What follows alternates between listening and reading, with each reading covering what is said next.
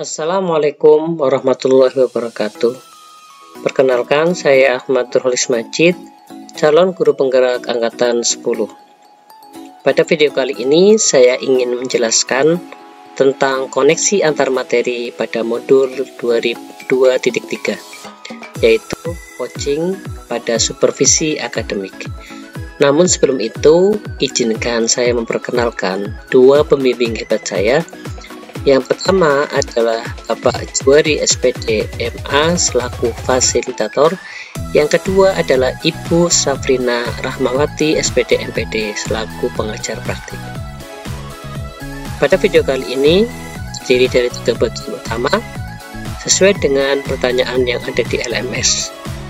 Bagian yang pertama adalah terkait dengan peran saya sebagai coach dalam pembelajaran berdiferensiasi. Yang kedua adalah peran saya sebagai coach dalam pembelajaran sosial dan emosional. Yang ketiga adalah keterkaitan keterampilan coaching dengan pengembangan kompetensi pemimpin pembelajaran.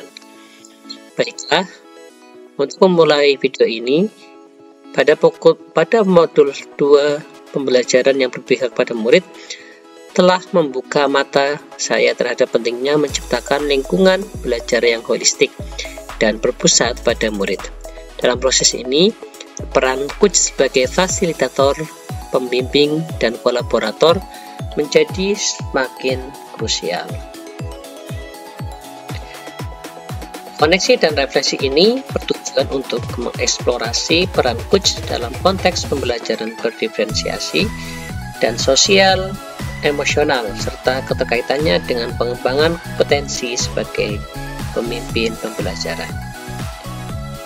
Pada aspek yang pertama, peran saya sebagai coach dalam pembelajaran berdiferensiasi.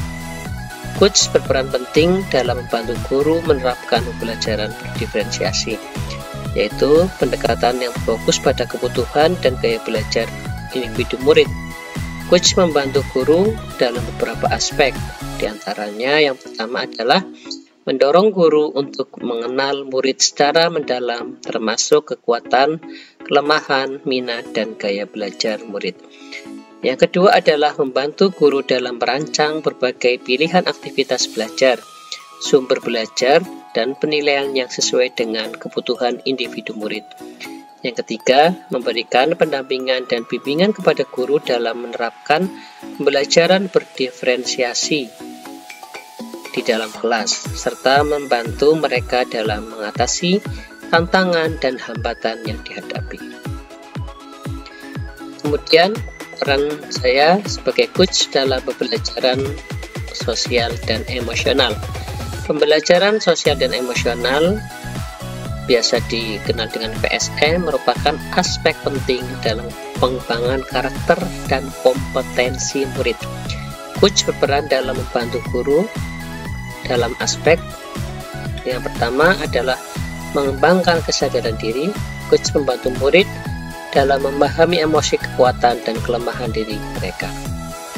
Yang kedua, membangun empati dan keterampilan sosial.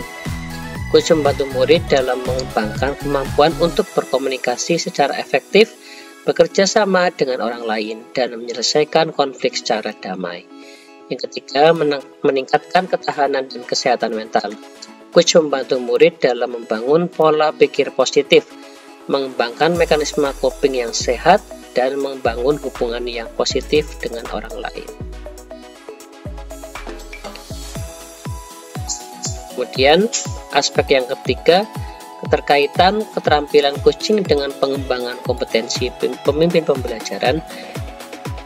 Keterampilan coaching yang dimiliki oleh pemimpin pembelajaran sangatlah esensial dalam menerapkan dan menciptakan lingkungan belajar yang kondusif dan suportif. Oleh karenanya, saya berusaha untuk mengembangkan peran tersebut di sekolah. Dengan cara yang pertama adalah mendengarkan aktif. Saya mampu mendengarkan dengan penuh perhatian, memahami perspektif orang lain, dan menunjukkan empati. Yang kedua, bertanya yang tepat. Hal ini adalah salah satu kompetensi yang harus dimiliki seorang coaching. atau seorang coach. Saya mampu mengajukan pertanyaan yang tepat untuk mendorong refleksi, menggali solusi, dan memfasilitasi pembelajaran. Memberikan umpan balik yang konstruktif. Saya mampu memberikan umpan balik yang spesifik, berfokus pada pengembangan dan mendorong pertumbuhan. Yang berikutnya, membangun kepercayaan dan kolaborasi.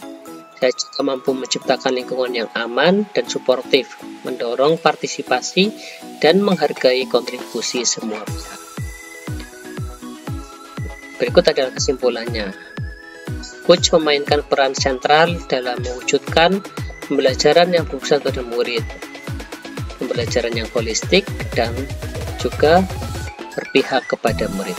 Keterampilan coaching yang kuat menjadi kunci bagi pemimpin pembelajaran untuk menciptakan lingkungan belajar yang kondusif, mendukung penerapan pembelajaran berdiferensiasi, dan juga pembelajaran sosial emosional, dan memberdayakan guru serta murid untuk mencapai potensi terbaik mereka.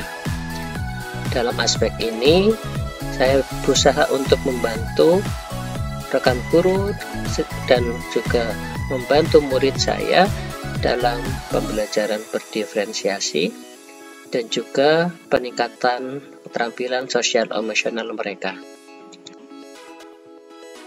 Refleksi pribadi yang saya lakukan sebagai seorang calon pemimpin pembelajaran, saya menyadari pentingnya mengembangkan kompetensi coaching untuk mendukung guru dan murid dalam mencapai kesuksesan.